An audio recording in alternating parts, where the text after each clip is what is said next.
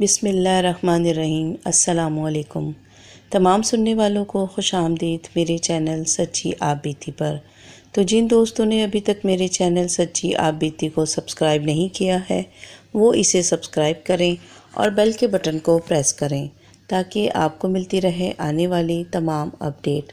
اور جو دوست ابھی میرے چینل پر نئے آئے ہیں میں ان کو دل سے خوش آمدید کہتی ہوں، اور جو دوست بھی اپنی سچی آپ بیتی میرے ساتھ شیئر کرنا چاہتے ہیں وہ انسٹاگرام پر آ کر اپنی سچی آپ بیتی میرے ساتھ شیئر کر سکتے ہیں۔ تو چلیے چلتے ہیں آج کی سچی آپ بیتی کی طرف۔ آج کی سچی آپ بیتی بہت ہی پراسرار اور ناقابل یقین ہے۔ موسم انتہائی سرد تھا اور باہر طوفانی ہواؤں کے جھنکڑ چل رہے تھے۔ دھند نے تمام فضا کو سفید چادر میں لپیٹ لیا تھا۔ ابھی دن کے 5 بجے تھے لیکن لگتا تھا کہ رات ہو گئی ہے۔ نوکر نے کھولتی ہوئی کافی کا کپ میرے سامنے رکھا۔ میں نے بہت ہی شکر گزار نظروں سے اس کی طرف دیکھا کیونکہ اتنے سرد موسم میں کافی کی بہت زیادہ طلب ہو رہی تھی۔ نوکر کافی میز پر رکھ کر آتش دان کی طرف چل پڑا۔ آتش دان میں جو آگ سلگ رہی تھی وہ اب مدھم ہونے لگی تھی۔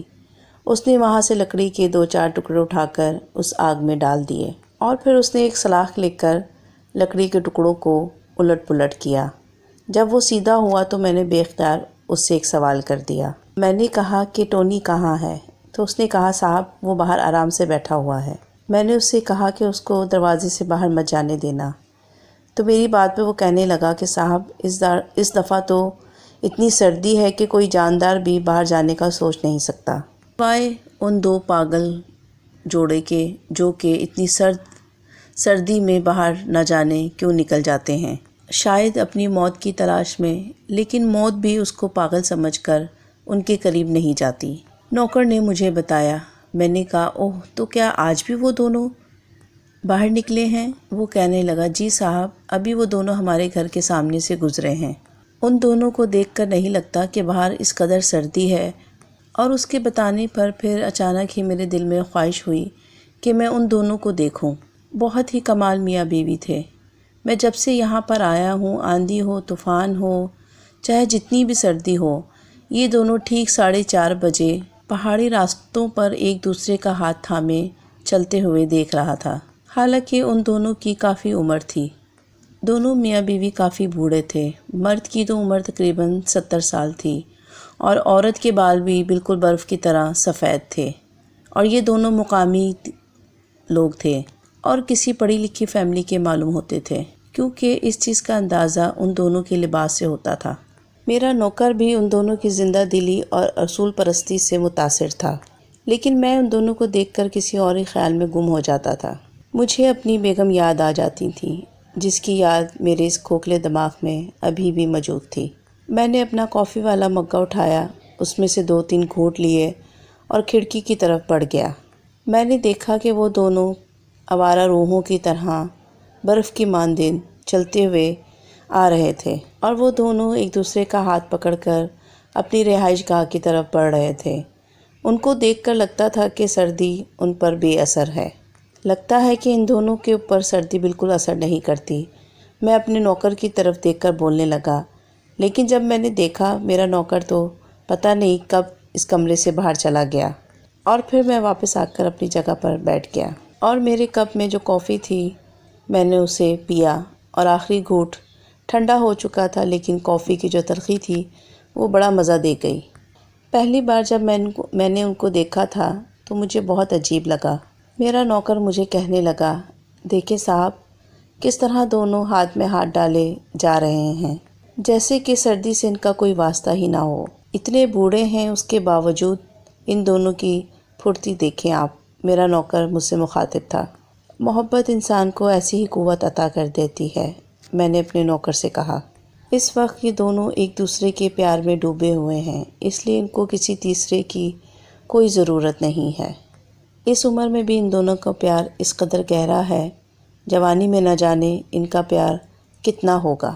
لگتا ہے ان کی محبت ابھی بھی جوان ہے، یہ کبھی بھی بوڑھے نہیں ہوں گے۔ اور پھر اس طرح ہم ان کو روز دیکھنے لگے۔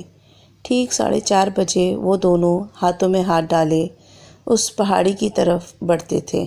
اور پھر وہ دونوں وہاں سے لمبا چکر کاٹ کر ہماری رہائش گاہ سے ہوتے ہوئے اپنے گھر کی طرف بڑھ جاتے۔ اور آج بھی ایسا ہی ہوا۔ جب وہ دونوں آگے بڑھ گئے تو میں نے اپنے نوکر سے کہا کہ کل ہم ان سے اپنا تعارف کروائیں گے اور ان کو کافی کی بھی آفر کریں گے۔ دوسرا دن بھی اتنا ہی سرد دھندلایا ہوا تھا، لیکن ان دونوں کے معاملات میں ذرا بھی فرق نہیں آیا۔ اور پھر میں نے ان کو اپنی رہائش گاہ کے دروازے پر روکا۔ میں نے ان سے کہا کہ انتہائی معذرت سر، کافی دنوں سے میں آپ دونوں کو اسی طرح دیکھ رہا ہوں۔ آپ دونوں وقت کے بہت پابند ہیں۔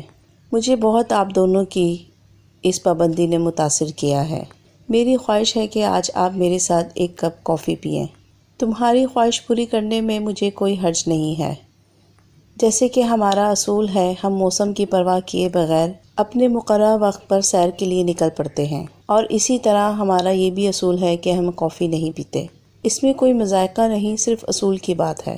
لیکن میں نے ان سے کہا کہ آپ مجھے موقع دیجئے آپ اپنی خدمت کا۔ انہوں نے کہا ہاں ضرور، اگر تم پسند کرو تو ہم واپسی میں اپنی اس جگہ کا چکر لگاتے ہوئے تمہارے پاس کچھ دیر ٹھہر جائیں گے، اور اس طرح ہمیں بھی دم لینے کا موقع مل جائے گا۔ میں نے کہا سر، آنکھوں پر سر۔ میں نے ان کو خوش دلی سے آفر کی، اور مسٹر احمد ہنسنے لگے۔ انہوں نے جب تعارف کروایا تو اپنا نام احمد ہی بتایا تھا۔ ان کی عمر 70 سال تھی، اور اپنی بیگم کی عمر انہوں نے مجھے 60 سال بتائی تھی، اور ان کا نام اس نے سائرہ بتایا تھا۔ وہ مجھے بتانے لگے کہ ہم دونوں شادی کے بعد یہاں آ کر بس گئے تھے، اور اپنی زندگی کا بڑا حصہ ہم نے یہاں پر گزارا ہے۔ اور پھر دوسری ملاقات میں انہوں نے مجھے بتایا کہ وہ ان دنوں اپنی رہائش کے لیے تھوڑا سا پریشان ہیں۔ ابھی آپ کا کہاں قیام ہے؟ میں نے ان سے پوچھا۔ تمہارے اس گھر کو دیکھ کر ہمیں بہت سکون ملتا ہے، لیکن جس جگہ ہم لوگ اس ٹائم رہائش پذیر ہیں وہ بالکل بھی اچھی نہیں ہے۔ ہم لوگ کوشش کر رہے ہیں کہ ہمیں کوئی اچھا کرائے کا مکان مل جائے۔ کرائے کا گھر؟ میں نے کہا ہم نے ابھی کچھ روز پہلے ہی کرائے کا گھر چھوڑا ہے۔ میں حیران نظروں سے ان کی طرف دیکھنے لگا۔ اس سے پہلے کہ میں ان کو اس بارے میں کچھ کہتا، کیا تم روحوں بھوتوں پر یقین رکھتے ہو؟ میں نے ان سے عرض کیا جی ہاں، میں یقین رکھتا ہوں، لیکن میرا ابھی تک کسی روح سے کوئی واسطہ نہیں پڑا۔ میں تھوڑے سے شوخ لہجے میں بولنے لگا۔ احمد صاحب بہت گہری نظر سے میری طرف دیکھنے لگے۔ تمہارے لہجے کی شوخی مجھے بہت اچھی لگی۔ اگر تم ہمیں کچھ عرصہ پہلے ملے ہوتے، میں اور سائرہ تمہارے ساتھ مل کر اس اروا کا مذاق اڑاتے۔ لیکن پھر انہوں نے اپنا جملہ ادھورا چھوڑ دیا۔ پھر میں نے ان سے پوچھا کیا آپ کا واسطہ کبھی کسی بدروح سے پڑا ہے؟ تم کیوں پوچھ رہے ہو؟ بہت کچھ دیکھا ہے اس دنیا میں۔ ہاں، اگر اب مجھے کوئی خوبصورت چڑیل مل جائے تو میں اپنے دوست کی شادی اس سے کروا دوں۔ میری اس بات پر احمد صاحب نے مسکرانے کی کوشش کی، نہیں کی، بلکہ ان کا چہرہ سنجیدہ ہو گیا۔ وہ آتش دان میں رقص کرتے ہوئے شعلوں کو گھو رہے تھے۔ میں نے کہا احمد صاحب، لگتا ہے کہ آپ بدروحوں پر یقین رکھتے ہیں۔ وہ کہنے لگے ہاں، پوری طرح۔ اب سے کچھ عرصہ پہلے کوئی مجھ سے یہ سوال کرتا تو میں بھی خوب ہنستا، اس کا خوب مذاق اڑاتا، لیکن اب میں ایسا نہیں کر سکتا۔ اس کا مطلب ہے کہ آپ نے بدروحوں کو دیکھا ہے؟ نہیں، میں نے یہ کب کہا؟ پھر میں نے اور میرے نوکر نے ایک ہی خیال کے تحت ان کو دیکھا۔ ہمیں ایسا لگا کہ جیسے کہ وہ دیوانے ہوں، اور ایسا ہو بھی سکتا تھا کہ اتنے خراب موسم میں اتنی بے خوفی سے مٹر گشت کرنے والا جوڑا ہوش مند نہیں ہو سکتا۔ اور اسی ٹائم احمد صاحب کی آواز گونجی، میں نے نہیں دیکھا، لیکن پھر بھی مجھے ان بدروحوں کے وجود کا قائل ہونا پڑا۔ وہ کیسے؟ میں نے احمد صاحب کی طرف دیکھتے ہوئے پوچھا۔ ہم یہاں سیر کرنے آئے تھے اور ہمیں یہاں پر ایک پرسکون اور آرام دہ گھر کی ضرورت تھی، چنانچہ ہم نے اس کی تلاش شروع کر دی۔ ایک الگ تھلگ اور ویران علاقے میں سے گزرتے ہوئے میں نے ایک گھر پر کرائے کا بورڈ لگا ہوا دیکھا۔ پھر ہم لوگوں نے وہ مکان اندر سے دیکھا، اور ہم لوگ حیران رہ گئے کہ اس قدر خوبصورت مکان اب تک خالی کیوں پڑا ہے۔ کشادہ لان، وسیع برآمدے، ہر طرف ایک پرسکون خاموشی، بہت ہی پراسرار ماحول تھا۔ ہم نے اس کے بارے میں معلومات حاصل کی، اور متعلقہ آدمی نے ہم سے رقم وصول کی اور گھر کی چابی ہمیں دے دی۔ میری بیگم تو اس مکان پر عاشق ہو گئی تھی، اور یہ کہتے تو اس کی زبان نہیں تھکتی تھی کہ یہ گھر بہت ہی خوبصورت ہے۔ لیکن یہ عشق صرف 2 دن کا تھا۔ تیسرے دن اس پر پھر کپ کپی طاری ہو گئی۔ یہ مکان ٹھیک نہیں ہے احمد، وہ مجھے کہنے لگی۔ اس کا لہجہ بہت ہی خوفزدہ تھا۔ جو اس ٹائم میری بیگم کہہ رہی تھیں اصل میں وہ الفاظ میرے بھی تھے، کیونکہ بہت ہی عجیب سی فضا تھی اس ماحول کی، اس گھر کی۔ میری بیگم کہنے لگی مجھے کچھ نظر تو نہیں آیا، لیکن ایک پراسرار وجود کی موجودگی کا احساس مجھے ہو رہا ہے۔ اس کمرے میں جہاں تالا لگا ہوا ہے اس کی چابی ہمیں نہیں دی گئی۔ مالی مکان نے وہ کمرہ بند کیا ہوا تھا، مگر احمد صاحب اس کمرے میں کیا تھا بالکل نہیں پتہ چل سکا کہ اس کمرے میں کیا تھا، لیکن جو کچھ بھی تھا اسی کمرے میں تھا۔ بدروحوں کا بھی مسکن ہوتا ہے اور انہیں بھی رہنے کے لیے جگہ چاہیے ہوتی ہے، اور وہ کمرہ بدروحوں کا مسکن تھا، کیونکہ یہ بات میں نے اس طرح محسوس کی کہ جب بھی میں اس کمرے کے پاس سے گزرتا میرے بدن میں ٹھنڈی لہریں دوڑ جاتی، میرے جسم کا رواں رواں کانپنے لگتا، میرا تمام جسم پسینے میں ڈوب جاتا اور دل جیسے کوئی مٹھی میں دبا لیتا۔ یہی کیفیت میری بیگم کی بھی ہوتی تھی۔ ابتدا میں تو ہم دونوں حیران ہو گئے اس بارے میں گفتگو کرتے۔ ہم نے نہیں سوچا تھا کہ شاید یہ اس نئے مکان کے اثرات ہیں، لیکن جب ہم نے اس بڑھیا کو دیکھا تو پہلی بار ہمیں خوف کا احساس ہوا۔ کیسی بڑھیا؟ میں نے احمد صاحب سے پوچھا۔ اس کی عمر کا اندازہ لگانا تو مشکل تھا، شاید 100 سال سے اوپر کی ہوگی۔ ایک کمزور ڈھانچے کے سوا کچھ بھی نہ تھا۔ وہ گھر کے پچھلے حصے میں چلتی پھرتی نظر آئی۔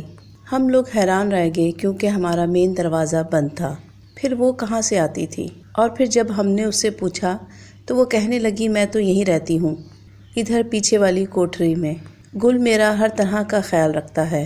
اماں یہی گھر تمہارا ہے، اب یہاں سے کہیں نہیں جاؤ گی تم، اور یہاں سے جانے کا ارادہ بھی مت کرنا، بوڑھی عورت نے کانپتی ہوئی آواز میں کہا۔ وہ انتہائی بدصورت عورت تھی اور اس کے جسم سے بدبو، بہت ہی غلیظ بدبو اٹھ رہی تھی، ایسی بدبو جیسے کوئی مردہ انسان ہو۔ ہماری حیرت کی انتہا نہیں تھی کیونکہ گھر کا دروازہ ہم نے کھولا تھا اور کئی دن سے ہم اس گھر میں رہ رہے تھے، اور اس سے پہلے تو ہم نے اس بڑھیا کو کہیں پر بھی نہیں دیکھا تھا۔ جس شخص سے ہم نے چابی لی تھی اور یہ مکان کرائے پر لیا تھا اس شخص کا نام گل تھا۔ اس گھر کا کوئی خفیہ دروازہ بھی ہے اماں جی جہاں سے آپ آتی جاتی ہیں؟ بات یہ ہے کہ ہم نے آپ کو پہلے کبھی بھی نہیں دیکھا۔ میں تو باہر جاتی نہیں ہوں، ضرورت ہی پیش نہیں آتی ہے۔ وہ میرا ہر طرح سے خیال رکھتے ہیں۔ کون؟ میری بیوی نے اماں سے پوچھا، اور بڑھیا تھوڑا سا مسکرا کر خاموش ہو گئی۔ میں نے پوچھا اماں جی اس علاقے میں کیا بدروہیں بھی ہیں؟ وہ کہنے لگی ہاں بدروہیں جو کہ برسوں سے یہاں پر آباد ہیں، اور میں ان کے ساتھ رہتی ہوں۔ پہلے انہوں نے بہت کوشش کی کہ میں یہ گھر چھوڑ دوں، لیکن میں بھی اپنی دھن کی پکی ہوں۔ بعد میں پھر انہوں نے مجھ سے سمجھوتا کر لیا، صرف مجھ سے۔ دوسرے آنے والوں سے وہ کبھی بھی سمجھوتا نہیں کرتے، اور آخر کار ان لوگوں کو وہ گھر چھوڑنا پڑتا ہے۔ لیکن میری تو بات کچھ اور ہے۔ میں نے ان سے معاہدہ کر لیا ہے کہ مرنے کے بعد میں بھی ان کے ساتھ بدروحوں میں شامل ہو جاؤں گی اور بدروح بن جاؤں گی۔ اور یہ کہہ کر وہ اس قدر خوفناک آواز میں ہنسی کہ ہمارے جسم پر تو لرزہ طاری ہو گیا۔ ہمیں احساس ہوا کہ شاید یہ اماں بھی بدروح ہے۔ میں نے تجسس سے پوچھا کہ پھر کیا ہوا احمد صاحب؟ تو وہ میری طرف دیکھتے ہوئے کہنے لگے پھر کیا ہونا تھا، میری بیوی نے تو کھانا پینا چھوڑ دیا، وہ اس گھر میں ایک پل کے لیے بھی رہنے کے لیے تیار نہیں تھی، اور پھر میں نے وہ گھر چھوڑ دیا، اور پھر نہ جانے کتنا وقت گزر گیا ہمیں احساس ہی نہ ہوا۔ تو انہوں نے ہم سے کہا کہ اچھا پھر ہمیں اجازت دیں، اور پھر وہ دونوں اٹھے اور کسی سلام دعا کے بغیر ہی وہاں سے چلے گئے۔ ان کے جانے کے بعد میرے نوکر نے فوراً ہی دروازہ بند کر لیا کیونکہ باہر سے بہت سخت ٹھنڈی ہوا اندر آ رہی تھی، اور پھر میں نے اٹھ کر کمرے کی کھڑکی سے باہر ان دونوں کو جاتے ہوئے دیکھا جو کہ بڑے ہی اطمینان سے چلتے ہوئے ایک دوسرے کا ہاتھ پکڑ کر اپنی منزل کی طرف جا رہے تھے۔ میرا نوکر بھی میرے پیچھے نہ جانے کب آ کر کھڑا ہو گیا اور مجھ سے کہنے لگا کہ صاحب مجھے بھی یہ دونوں بدروہیں ہی لگتی ہیں۔ وہ تھوڑا سا خوفزدہ تھا۔ میں نے اس سے کہا لیکن یار یہ بھی تو دیکھو کہ ان دونوں میں کس قدر محبت ہے۔ اور پھر میں نے اپنے نوکر سے کہا کہ کیوں نہ ہم لوگ بھی اس گھر میں کچھ عرصہ گزارتے ہیں، زندگی میں بڑے تجربے کیے ہیں، ایک اور تجربہ صحیح۔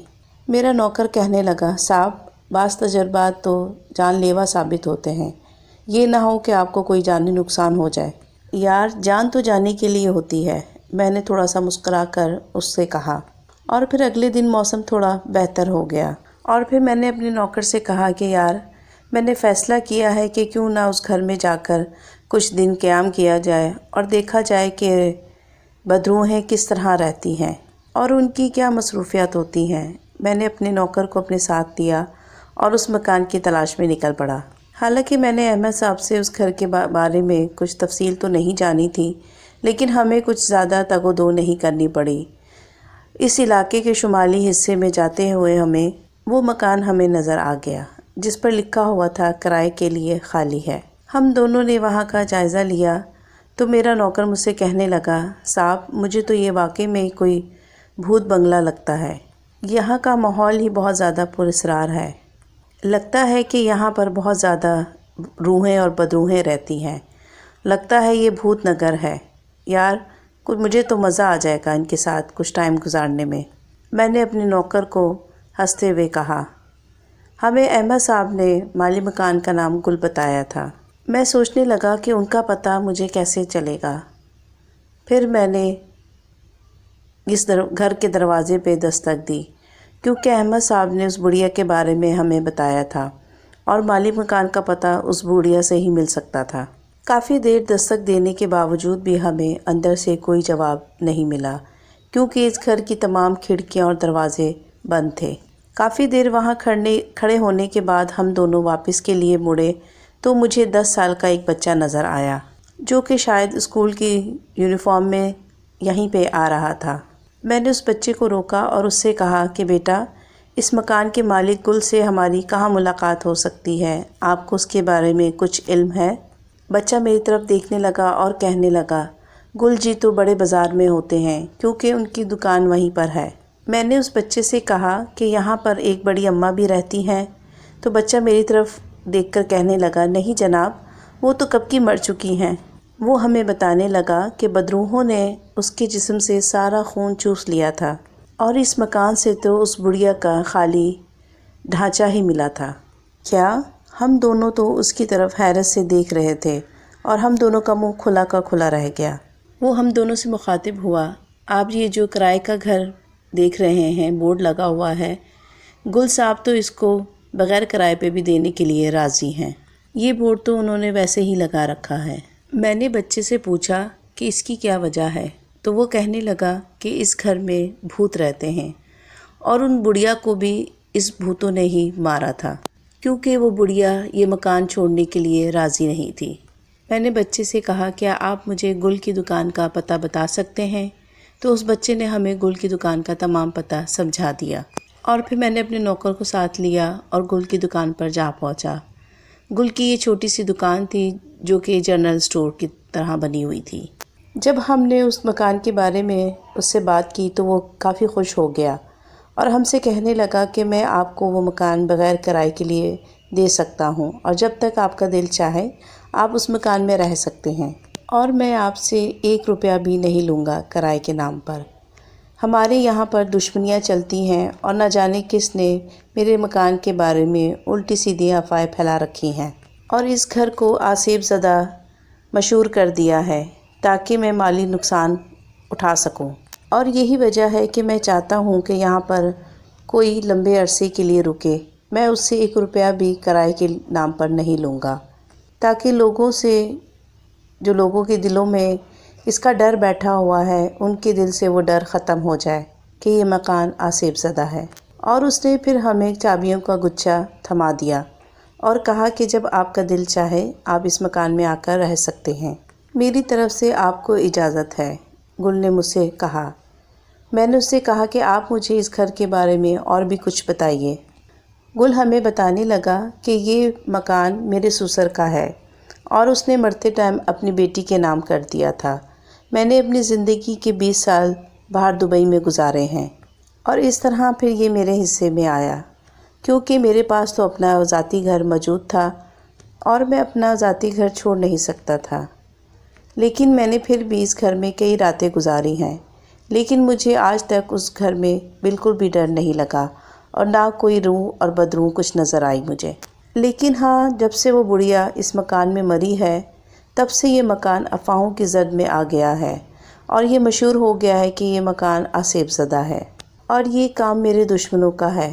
انہوں نے یہ پوری جگہ افواہ پھیلائی ہوئی ہے اور مجھے تو لگتا ہے کہ مجھے بدنام کرنے کے لیے میرے دشمنوں نے ہی اس لاوارث بڑھیا کو مارا ہے، کیونکہ اس کا کوئی تھا نہیں آگے پیچھے۔ تو میں نے بڑھیا سے خود ہی کہا تھا کہ تم جب تک چاہو اس مکان میں رہ سکتی ہو۔ میں نے گل سے سوال کیا کہ بڑھیا کتنے عرصہ اس مکان میں رہی، تو اس نے کہا کہ بڑھیا 20 سال اس مکان میں رہی۔ اور آپ ہی بتائیں، اگر بھوت ہوتے تو انہوں نے پہلے بڑھیا کو کیوں نہیں مارا؟ اس کی موت تو قدرتی تھی، کیونکہ وہ کافی بوڑھی ہو چکی تھی اور اپنی عمر پوری کر چکی تھی، اور اس کی موت کے بعد یہ گھر آسیب زدہ مشہور ہو گیا۔ اور میں نے آپ کو بتایا ہے نا کہ میں نے کافی عرصہ دبئی میں گزارا ہے اور اللہ کے فضل و کرم سے میرے پاس بہت پیسہ اور دولت ہے، اور میں اپنی دکان سے اپنا اچھا گزر بسر کر رہا ہوں، اور میں تو اس گھر سے اپنا پیچھا چھڑانا چاہتا ہوں۔ اس کی بدنامی ختم ہو جائے تو میں اس مکان کو بیچ دوں گا۔ ٹھیک ہے، میں نے اسے کہا کہ میں وہاں رہنے کے لیے تیار ہوں۔ اس نے میرے ہاتھ میں چابی تھماتے ہوئے کہا کہ یہ چابی ہے اور آپ وہاں جا کر خود ہی صفائی ستھرائی کیجیے گا، کیونکہ وہاں پر جانے کے لیے کوئی بھی راضی نہیں۔ میں نے اس سے کہا کہ تم فکر نہیں کرو، میں کافی عرصہ اس گھر میں قیام کروں گا اور میں تمہیں اس کا مناسب کرایہ بھی دوں گا۔ اور پھر میں اور میرا نوکر اس سے سلام دعا کر کے اسی مکان کی طرف آ گئے، اور میں نے اس سے کہا اپنے نوکر سے کہ یار مجھے تو اپنے نئے پڑوسیوں کے ساتھ رہنے میں بہت مزہ آئے گا۔ میں نے اپنے نوکر سے کہا کہ تمہارا کیا خیال ہے؟ تو وہ مجھ سے کہنے لگا جو آس پڑوس کا ماحول ہے اس سے تو لگتا ہے کہ یہ علاقہ کافی پراسرار ہے، اور یہ گھر بھی۔ اور اب دیکھتے ہیں کہ بھوت ہمارا کس طرح سے استقبال کرتے ہیں۔ اور پھر ہم دونوں نے گھر آ کر اپنے نئے مکان کے لیے ایک فہرست تیار کر لی، جس میں ضروری سامان ہم لوگوں نے لکھا، لیکن میرا نوکر تھوڑا سا سہما سا تھا۔ میں نے اس کو اس طرح بیٹھے ہوئے دیکھا تو اس سے پوچھا کہ مجھے لگتا ہے کہ تم اس نئے مکان میں جانا نہیں چاہتے۔ وہ مجھ سے کہنے لگا کہ نہیں صاحب، میں خوف زدہ نہیں ہوں۔ اس کی بات سن کر میں تھوڑا سا مسکرایا۔ میرا نوکر کہنے لگا کہ ہم تینوں مل کر ان تمام بھوتوں کو اس گھر سے باہر نکال دیں گے، اور وہ بھی کیا یاد کریں گے تینوں پر۔ مجھے تو اپنے نوکر کی وہ بات سمجھ میں نہیں آئی۔ میرے نوکر نے کہا صاحب، ہمارا کتا ٹونی، اسے بھی تو ہم اپنے ساتھ لے کر جائیں گے نا، آپ اسے کیوں بھول گئے؟ اور پھر اگلے دن جب ہم تینوں اس گھر میں داخل ہوئے تو بہت زیادہ ٹھنڈک تھی، کیونکہ آج یہاں بہت طوفانی برف باری ہو رہی تھی۔ گھر اندر سے پرسکون اور گرم تھا، کافی بڑے بڑے کمرے تھے، کافی پرانا گھر تھا لیکن بہت پیارا بنا ہوا تھا۔ میرے نوکر نے اپنی لالٹین جلائی اور آتش دان کو دیکھنے لگا، اور اس میں جا کر اس نے لکڑیاں ڈال کر آگ لگا دی، اور کمرے میں پھر آگ کی روشنی پھیل گئی۔ میں نے لالٹین اٹھائی اور اس سے کہا کہ میں جا کر کچن کا جائزہ لیتا ہوں۔ اس نے مجھے کہا کہ صاحب میں بھی آپ کے ساتھ چلتا ہوں، ٹھہریں آپ میرے ساتھ ہی چلیں، ہم مل کر ہی اس گھر کی سیر کرتے ہیں اور اس گھر کے نادیدہ انسانوں سے یا پھر پڑوسیوں سے ملاقات کرتے ہیں۔ ہم دونوں جب کمرے سے باہر نکلے تو ٹونی اپنے منہ سے آوازیں نکالنے لگا اور وہ بھی ہمارے ساتھ ہی چل پڑا۔ کمرے سے باہر نکلتے ہی مجھے احساس ہو گیا کہ اس گھر کے متعلق جو کہانیاں تھیں وہ افسانہ نہیں تھیں، اور نہ ہی گل کے رشتہ داروں نے اس گھر کے متعلق کوئی افواہیں پھیلائی تھیں۔ اور بقول احمد صاحب کے، جو کہ بڑھیا نے ان سے کہا تھا کہ ہر گھر میں کچھ نہ کچھ نادیدہ قوتیں ہوتی ہیں، اور گھر میں کسی کے چہل قدمی کی آوازیں وقفے وقفے سے سنائی دے رہی تھیں۔ اور ابھی ہم لوگ کچن کی طرف جا ہی رہے تھے کہ ٹونی نے چیخنا چلانا شروع کیا اور دم دبا کر آتش دان والے کمرے کی طرف چھلانگ لگائی۔ چونکہ کمرے کا دروازہ بند تھا تو وہ اندر داخل نہیں ہو سکا، اور وہ وہیں دروازے سے چپک کر کھڑا ہو گیا۔ اس کی آنکھیں باہر کو نکلی ہوئی تھیں۔ اس کی حالت دیکھ کر میں تھوڑا سا پریشان ہو گیا، اور میں پھر اس کی طرف بڑھا اور اس کے پاس جا کے اس کو پچکارا، کیونکہ وہ بری طرح ہانپ رہا تھا۔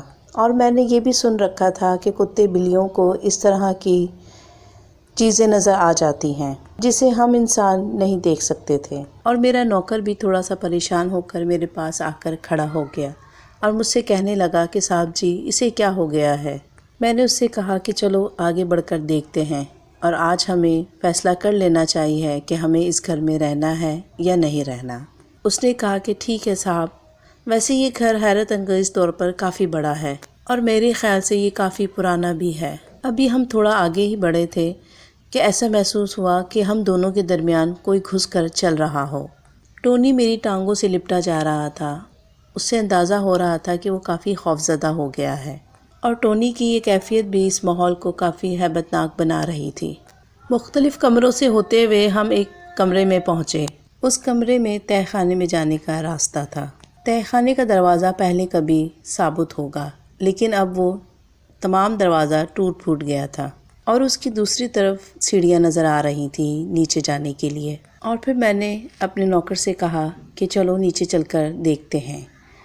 پھر اس نے لالٹین کی بتی تھوڑی سی بڑھائی اور ہم دونوں، ابھی ہم نے لکڑی کی سیڑھی پر قدم ہی رکھا تھا کہ وہ لکڑی کی سیڑھی بہت زوردار آواز میں چرچرائی، اور مجھے ایسا لگا کہ شاید ابھی یہ سیڑھی ٹوٹ جائے گی۔ لیکن ہم نے نیچے قدم رکھا تو ٹونی بھی ہمارے ساتھ ہی تھا، اور وہ بہت اونچی اونچی آواز میں بول رہا تھا۔ ایسے لگ رہا تھا کہ جیسے اس کی جان پر بنی ہو۔ اور 12 سیڑھیاں تھیں، ہم نے 12 سیڑھیاں عبور کر کے نیچے تہہ خانے کی زمین پر قدم رکھا۔ تہہ خانے میں کافی گھٹن تھی، لیکن لالٹین کی روشنی پورے ماحول کو اجاگر کر رہی تھی، اور یوں لگ رہا تھا کہ جیسے صدیوں گزر گئی ہوں، اس تہہ خانے میں کوئی نہیں آیا۔ ہر طرف مکڑیوں کے کئی فٹ لمبے جالے لٹک رہے تھے۔ فرش پر جگہ جگہ گھڑے پڑے ہوئے تھے کہ اچانک ہم دونوں اچھل پڑے، کیونکہ بہت بڑے بڑے 2 چوہے ہماری طرف آئے اور ہمارے پاؤں سے لپٹ کے نہ جانے کہاں چلے گئے۔ ہم دونوں تھوڑا سا گھبرا گئے۔ تہہ خانے کی دیواریں کافی بوسیدہ تھیں اور گیلی تھیں۔ تمام پلستر ادھڑا ہوا تھا اور اندر سے اینٹیں دکھائی دے رہی تھیں۔ فرش پر بھی کافی مٹی پڑی ہوئی تھی۔ ہم چل رہے تھے تو ہمارے قدموں کے نشان بن رہے تھے کہ مٹی کی اتنی موٹی تہہ تھی، اور ایک سائڈ پہ لکڑی کی کافی ساری پیٹیاں پڑی ہوئی تھیں، اور اس کے برابر میں ایک اور بوسیدہ دروازہ نظر آیا۔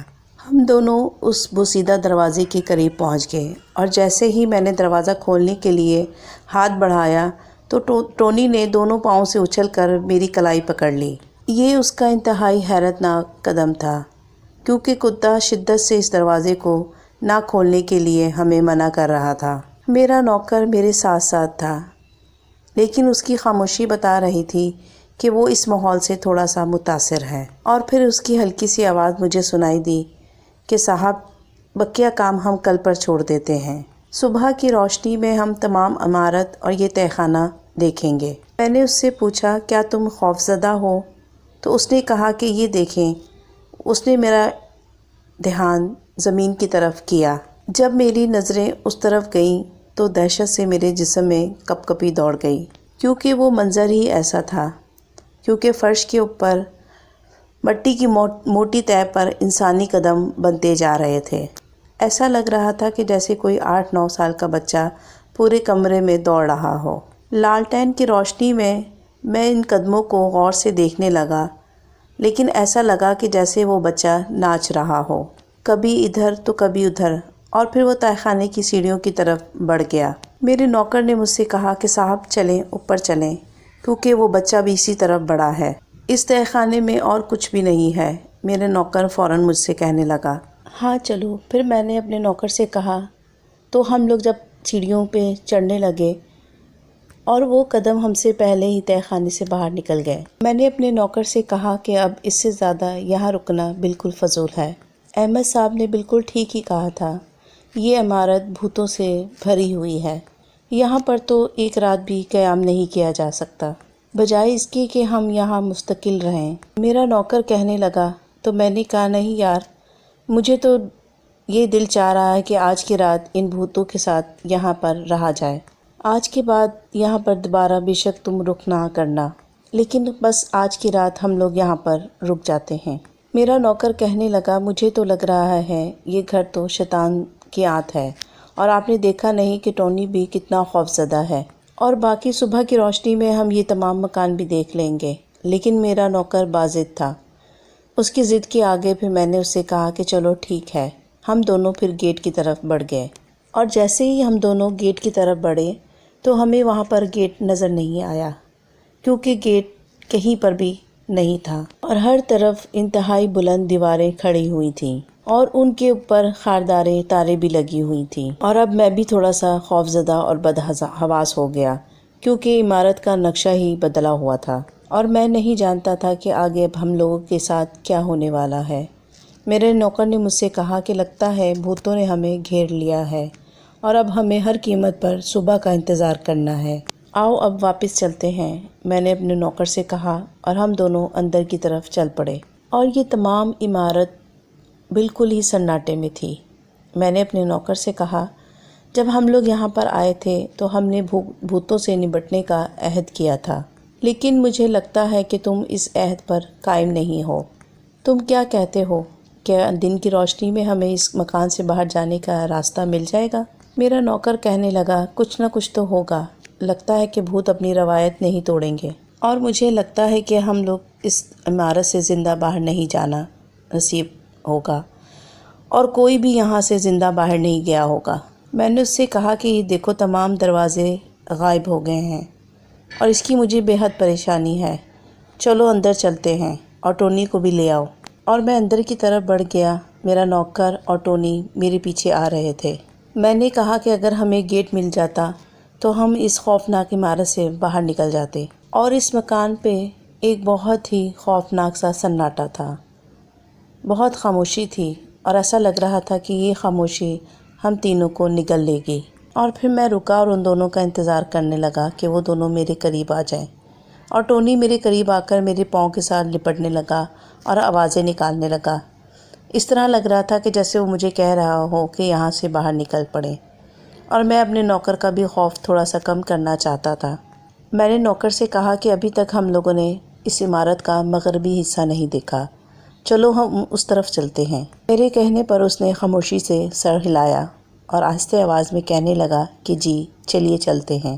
اور پھر ہم لوگوں نے اس طرف اپنا رخ کیا، اس طرف چل پڑے اور میں نے یہ محسوس کیا کہ مغربی حصہ یہاں کی نسبت کافی صاف ستھرا ہے اور یہاں پر بھی بہت سارے کمرے تھے جو کہ صاف شفاف اور ہلکے پھلکے فرنیچر سے آراستہ تھے۔ ہم ایک کمرے میں داخل ہوئے تو دم بخود رہ گئے۔ ہلکی سی چرچر کی آواز کمرے میں گونج رہی تھی اور یہ آواز اس کرسی سے آ رہی تھی جو کہ فرش پر آگے پیچھے جھول رہی تھی اور ایسا لگ رہا تھا کہ جیسے اس پر کوئی بیٹھا ہوا ہو اور آگے پیچھے ڈول رہا ہو۔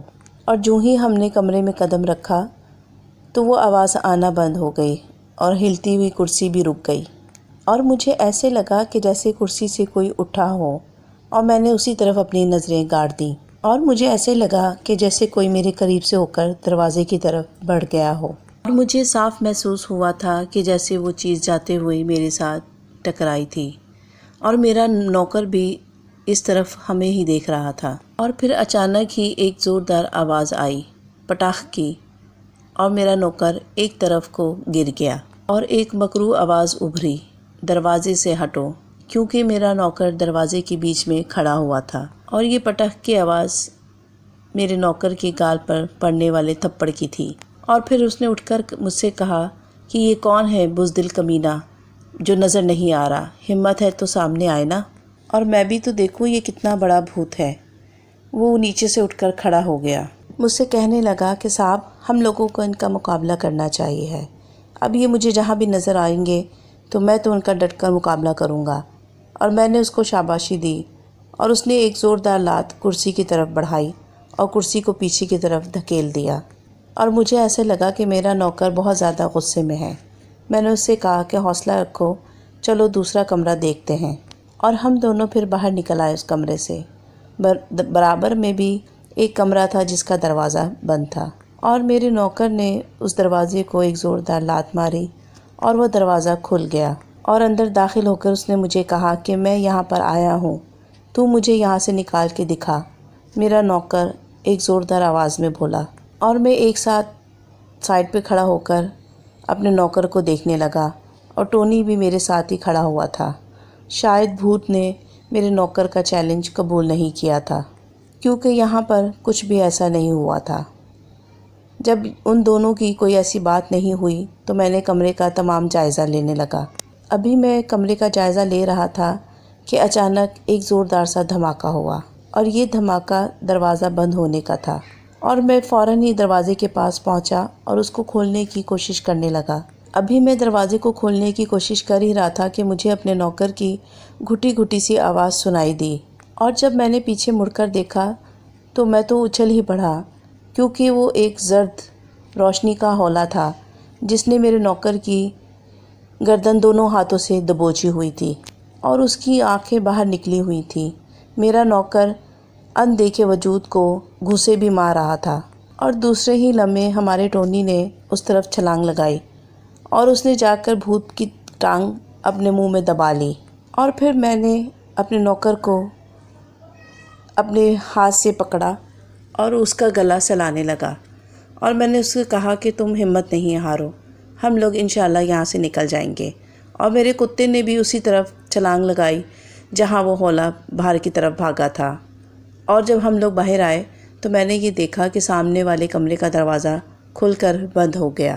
میرے نوکر مجھ سے کہنے لگا، لگتا ہے صاحب وہ جو بھی چیز ہے اس کمرے کی طرف گئی ہے، اور پھر میرا نوکر اس کمرے کی طرف چل پڑا۔ میں نے اس سے کہا کہ ابھی تم رک جاؤ، لیکن اس نے میری بات نہ مانی اور کمرے کا دروازہ کھول کر اندر داخل ہو گیا، اور میں بھی اس کے پیچھے اس کمرے میں داخل ہو گیا۔ لیکن وہاں پہنچ کر جو کچھ میں نے دیکھا وہ حیران کن تھا، اور سکتے میں مجھے اس نے کھڑا کر دیا۔ میرے اوپر سکتے کی کیفیت طاری ہو گئی، کیونکہ سامنے کا جو منظر تھا وہ انتہائی خوفناک تھا۔ کمرے میں 2 کرسیاں پڑی ہوئی تھیں، اور اس پر مسٹر احمد اور ان کی بیگم بیٹھے ہوئے خلا میں گھور رہے تھے، اور ان کی آنکھیں بدستور اوپر ہی جمی ہوئی تھیں، وہ لوگ اپنی آنکھیں نہیں جھپک رہے تھے۔ پھر اچانک ہی کمرے میں ہلکی ہلکی سی ہوا چلنے لگی، اور ان دونوں کے لباس اس ہوا میں بالکل راکھ کی طرح اڑنے لگے، اور اسی ہوا میں ان کا گوشت تمام ایسے اڑ گیا جیسے کہ کوئی راکھ ہوا میں اڑ رہی ہو، اور میرے دیکھتے ہی دیکھتے ان کرسیوں کے اوپر 2 ڈھانچے پڑے ہوئے تھے۔ یہ منظر تو مجھے بالکل ہی خوفزدہ کر دینے کے لیے کافی تھا۔ خوف کے مارے میرا نوکر بھی وہیں ساکت کھڑا ہوا تھا۔ میں نے اس کا ہاتھ پکڑا اور باہر کی طرف بھاگنے لگا، اور جب ہم دونوں باہر آئے تو صبح کی کرنیں پھوٹ رہی تھیں، اور اسی ٹائم باہر لوہے کا گیٹ بجنے کی مجھے آواز آئی، اور ہم دونوں نے چونک کر اس طرف دیکھا۔ سب کچھ معمول کے مطابق تھا، اور دروازے سے اندر مالی مکان داخل ہوا، جس کے ساتھ اس کا نوکر بھی تھا۔ اس کے ہاتھ میں ناشتے کی ٹرے تھی، اور گل کے نوکر نے مجھ سے کہا کہ آج ناشتہ ہمارے صاحب کی طرف سے، آپ لوگ آرام کیجیے اس گھر میں۔ وہ کہنے لگا، میرا مالک آپ سے 1 سال کا کرایہ نہیں لے گا۔ اور پھر میں نے گل کو بہت برا بھلا کہا اور وہاں سے نکل آیا۔ اور پھر ایک دن میں وہی اپنے پرانے گھر میں کھڑکی میں کھڑا ہوا تھا کہ نہ جانے میرا نوکر میرے پاس آ کر کھڑا ہو گیا، اور پھر اس نے میرا کندھا دبایا اور مجھے اپنی طرف دیکھ کر سامنے کی طرف اشارہ کرنے لگا۔ جب میں نے وہاں دیکھا تو مجھے بھی حیرت کا جھٹکا لگا، کیونکہ مسٹر احمد اور ان کی بیگم پہاڑی سے اتر رہے تھے ایک دوسرے کا ہاتھ پکڑ کر، اور وہ دونوں بڑے اطمینان سے ہمارے گھر کی طرف بڑھ رہے تھے، اور میں سمجھ گیا کہ یہ دونوں روحیں ہیں، انسان نہیں ہیں، اور یقیناً ان دونوں کو بھی اسی گھر کی